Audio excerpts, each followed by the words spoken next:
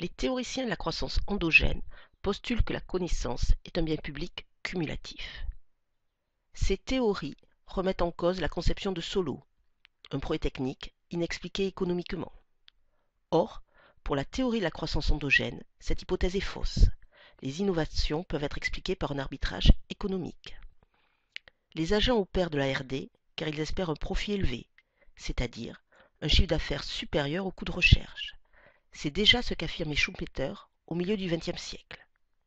C'est ce rendement privé qui explique l'innovation. Mais celle-ci a aussi un rendement social. Elle a des effets externes positifs pour la collectivité tout entière.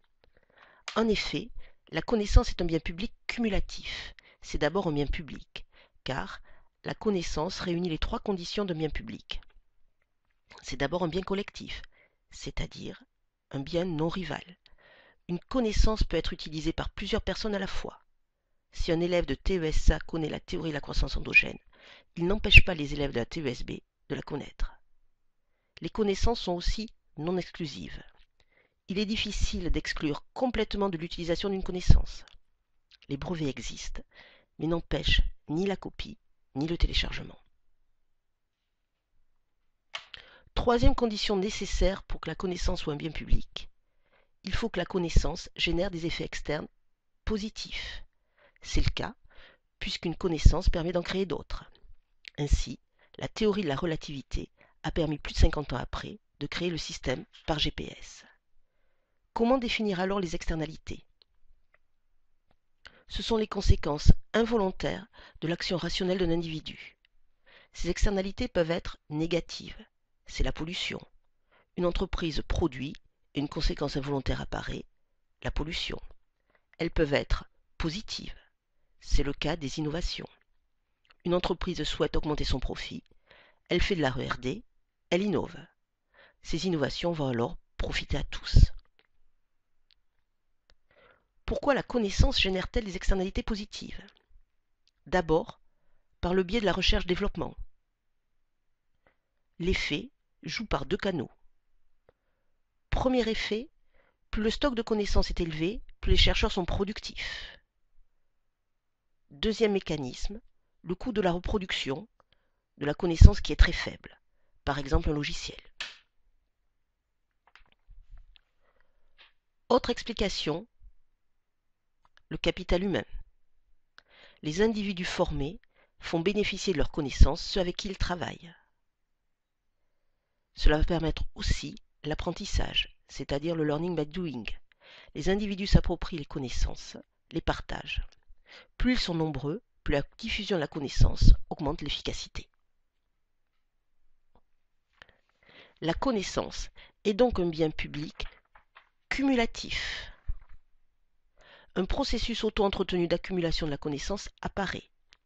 La croissance permet d'innover, le stock de connaissances augmente, de nouvelles innovations apparaissent, ce qui assure de la croissance.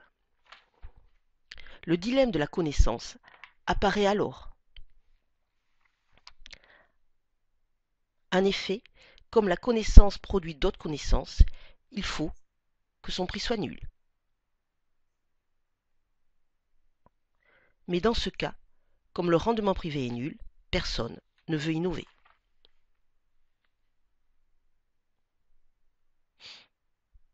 Le rendement social est donc supérieur au rendement privé, car la connaissance est non rivale et en partie non exclusive.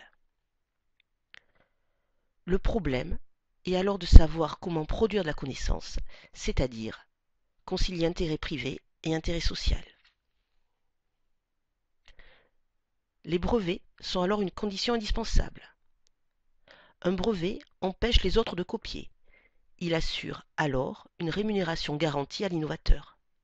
Les individus sont donc prêts à prendre des risques et à innover. Mais les brevets ne sont pas une condition suffisante. En effet, le brevet est un monopole temporaire. Un seul agent a le droit d'utiliser la connaissance. L'innovation ne circule donc pas. Comme les connaissances se diffusent peu, la connaissance ne peut s'accroître. Les institutions ont alors un rôle essentiel à jouer. elles doivent à la fois inciter les innovateurs à prendre des risques, par exemple, verser des subventions pour financer la R&D. Cela diminue le coût de recherche et donc augmente le rendement privé. Mais pour augmenter le rendement social, elles doivent faciliter la diffusion de l'information. Pour cela, le monopole ne peut être que temporaire.